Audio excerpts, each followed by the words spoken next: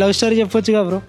నా love story ఏముంది bro, it's open and plug. ఏముంది, అంటే లైక్ స్టార్టింగ్ స్నేహితులుగా కలిసి తర్వాత ప్రేమగా మారి ప్రేమ పెళ్ళి అయ్యి పెళ్లి నుంచి పిల్లలు పుట్టి. Anyway you are very lucky to have. I know I'm very very very lucky that I have. నువ్వు హ్యాపీ ఉన్నావా, ఫీల్ అవుతున్నావా?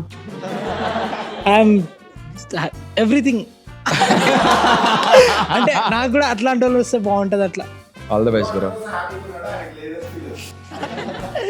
నేనైతే చాలా లక్కీ బికాజ్ మన కెరీర్ని మనం పర్స్యూ చేయడానికి ఇంట్లో సపోర్ట్ లేకపోతే, ఇరిటేషన్స్ ఉంటే ఇంట్లో ఇక్కడికి వచ్చి పర్ఫామ్ చేయలేం.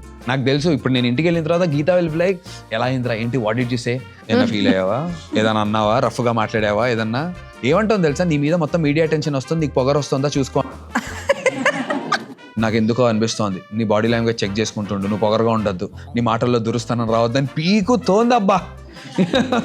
సో అలాంటి విషయాలు కొట్లాట్లు వస్తాయి, జాగ్రత్తగా మాడుకొని సర్దేయడం.